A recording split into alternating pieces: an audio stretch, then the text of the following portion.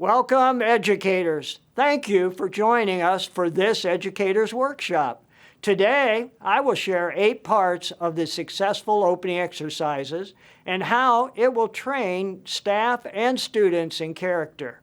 I pray that this will be a blessing to you and your staff.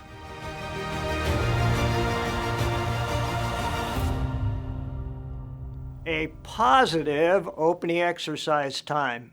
Opening exercises will provide a great opportunity to train your students in character and in serving the Lord. Staff will benefit from opening exercises as well. Number 1, the parts of successful opening exercises. Number 1, scripture memory. Monthly Bible passages for students to memorize will help them in their Bible knowledge and give them confidence in memorizing other things within the A.C.E. program. Number 2, pledges. Pledges to the flags and to the Bible will show your students and help them develop a respect for the pledges to the American flag, the Christian flag, and the Bible. When you pledge to those 3 objects, you want to show a proper respect. You want to say to them, attention, salute, pledge. Help your students and train them to show respect for the flags and the Bible. Number 3 in our parts of opening exercises would be announcements. You can vary your announcements depending on the week of the quarter. It can also be varied by the day of the week. Here are some ideas of what announcements you can share in your opening exercise time. You want to share privilege requirements for the next week. You want to also share the electives that the students will be engaging in that particular day. You may want to as well list and announce the sporting activities that students will have for the remainder of that week and possibly even in the next week. Also, to provide motivation, you can list or share your field trips that students will be able to earn, and that will be motivation for them to complete their pace work so that they are eligible for those field trips. And then your regional student preparation. You may have different activities and events that will be practicing at different days of the week. And so it's great to announce so that the students remember and then they can do their homework when it comes to RSC preparation. Number 4 in our parts of opening exercises would be a song. Now, you can mix up because you want to have a song every day in your opening exercises.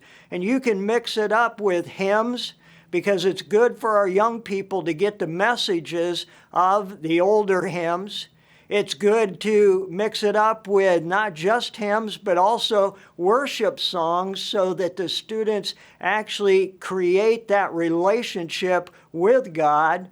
And then you want to have some action songs for the students to engage in so that it's not always the same type of song that they are singing in opening exercise time. Number 5 would be birthdays and privilege recognition. Let me give you a couple of suggestions when it comes to birthdays. You want to make sure that you recognize not only student birthdays, but you want to also recognize staff birthdays. You want to make sure that you have an accurate list and don't leave anybody off of that list. And make sure you don't forget anybody's birthday, because all the good that you can do by recognizing 5 birthdays, all it takes is 1 to undo all that good that you forget. Also, privilege recognition. Privilege recognition probably should be done on Monday in front of the whole school in opening exercise time to commend and build up the students for earning that privilege for that week.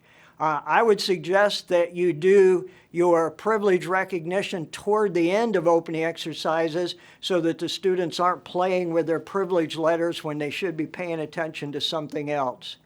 Number 6 in our opening exercise as parts would be the congratulation slips.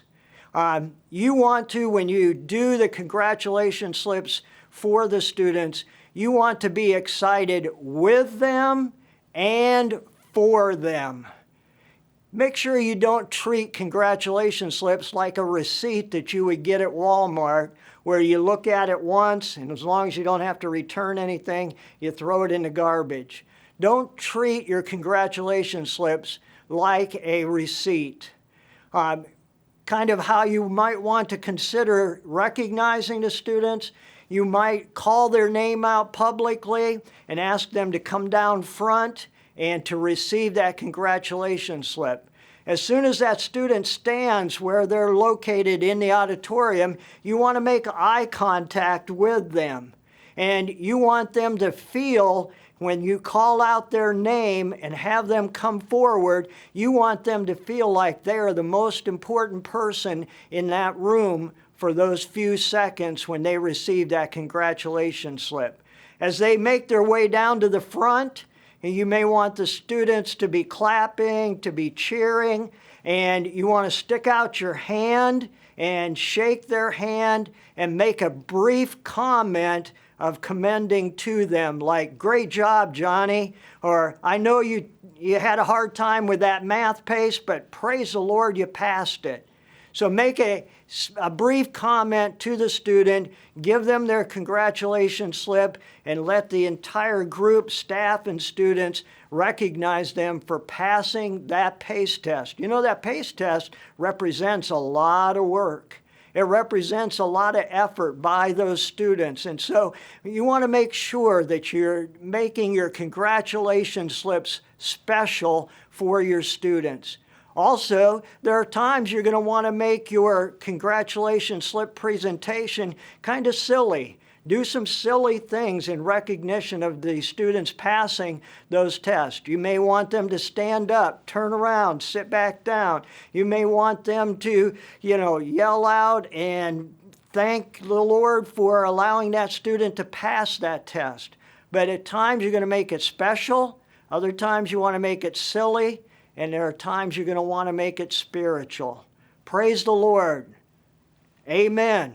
Hallelujah. Those would be some ways to recognize past tests and giving out the congratulation slips. Then number 7 would be a devotion or a Bible challenge. Let me encourage you and say your Bible challenge or the devotion that you share with the students in opening exercises should be 5 to 7 minutes. It's not an opportunity to preach a 3-point message. It's not an opportunity to chew the students out for something that happened the day before. It's a time in which you want them to look forward to and know that it's going to be a time when they can grow in their spiritual lives because of the devotion or the challenge that's going to be shared that day. It could be your topic for that devotion or challenge. It could come from your memory work that you do with the students. You may want to take a verse a day and just break it down and study it out and share with the students so they have a better understanding of their memory work for that month. Or you could share a devotion on a character trait. If you've chosen a character trait a week, you may want to take 1 or 2 mornings and use your opening exercise devotion time to share knowledge of that character trait so that the student is going to have that knowledge in their head and be able to apply it to their lives. And then number 8 in the parts of opening exercises would be prayer. You probably won't be able to take prayer requests every day and praises every day, but I would suggest maybe you take 1 day a week and ask for the students to share requests that are heavy on their heart. Another day of the week, you may want to ask for 3 or 4 praises from the students. just make sure that you are emphasizing to the students prayer and being able to have and carry on that relationship with the Lord.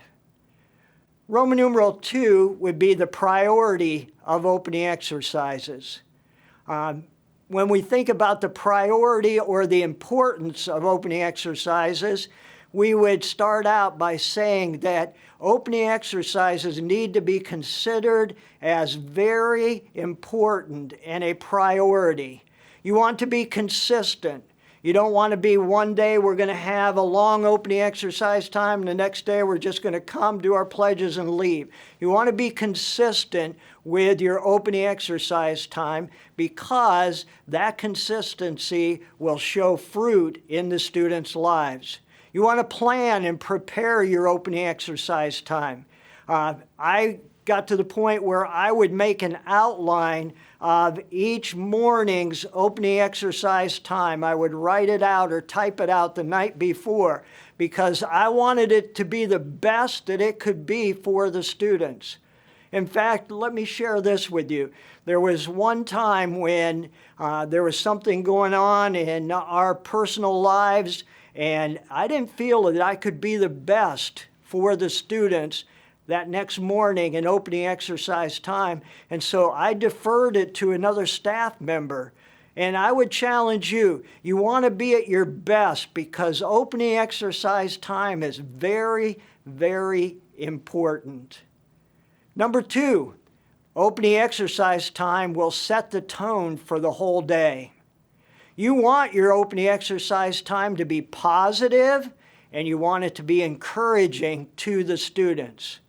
You don't know what students have come from at home that morning. There may have been turmoil. There may have been, fighting going on at home. And you want not just your students, but you want your staff to be looking forward to opening exercise time because it is positive and encouraging. Many times staff may be facing adversity that they don't feel at liberty to share with you. So you want your opening exercise time to be an encouragement and positive for your staff as well. You want your school to be a safe haven of love and concern. And you want that to be portrayed to your students. And it sets the tone right off the bat with your opening exercises in the morning. Number 3, opening exercises will give students stability. When I say stability, I mean setting good habits. You want your opening exercise time to set good habits physically. Something simple but should not be taken for granted, and that would be you want the opening exercise time to set habits in being punctual.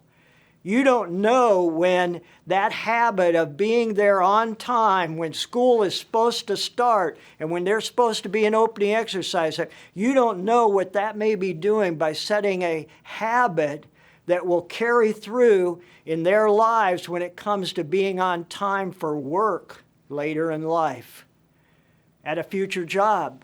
Maybe they don't have to punch a time clock, but they need to be on time and be at that job when they have been told or asked to do so.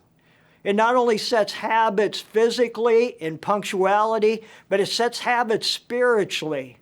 As you pray every day, as you do that memory passage with the students every day, as you have that devotion with them, you are setting habits with them spiritually that can carry through their adult years.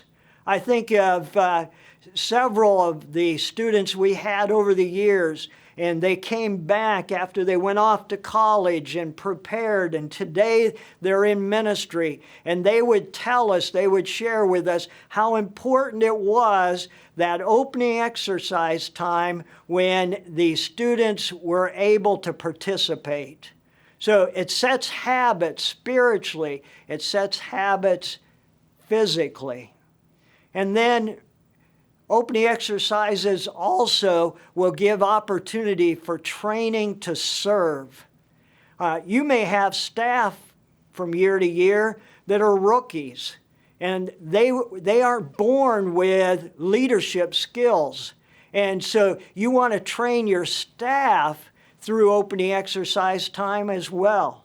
Maybe you have new staff and they're not used to getting up in front of people. And so your opening exercise time is a great time to gradually train and work them into the opening exercise time. And then it's a time to train your students to serve as well. You can train your students in public speaking and again in developing leadership skills. You want your young men to lead in the pledges and learn how to show respect and learn how to be enthusiastic and learn how to be a leader. The young ladies as well. They can lead in a song. In your chapel time, they can lead out with a special song or a special piano solo. And then that leads me to the opportunity it is to train your young people for regional student convention preparation. You may have young men that are preparing to preach at regional student convention. Why not let them share the devotion by way of the message that they're going to share at regional student convention? Maybe you have a young lady that's going to do an illustrated story. Great opportunity for that young lady to get up in front of the students in your school and be able to share that illustrated story and gain confidence to be able to do well and do her best at regional student convention. As I was saying earlier, we've had many a student that's come back and they said opening exercise time and the training that took place in opening exercise time was the first step for them to go into full-time Christian ministry. And maybe today they're a pastor, a missionary, a Christian educator. But opening exercises is an opportunity to mold, shape, and train them to serve. And then opening exercises will provide opportunity to communicate and share announcements. It's an opportunity for promoting unity by communicating. It's an opportunity to share your passion and the priorities that you have for your students to succeed. And the three big areas that you want your students to succeed in is number one, academically. Number two, socially. And number three, spiritually. So opening exercises is an opportunity to share, encourage, and train your young people to please God and to do His will for their lives. In conclusion, opening exercises will grow your staff and your students. Opening exercises and the 8 parts of opening exercises will communicate and encourage unity within your school ministry. And the priority or importance of opening exercises will train your staff and students in character and how to please the Lord. Thank you. Let's pray. Father, I thank you for this time to share. I pray that you would bless it to the hearts of the listeners. And I pray, Father, that you would use them mightily and help them to see the importance and the priority of opening exercises. In Jesus' name we pray. Amen.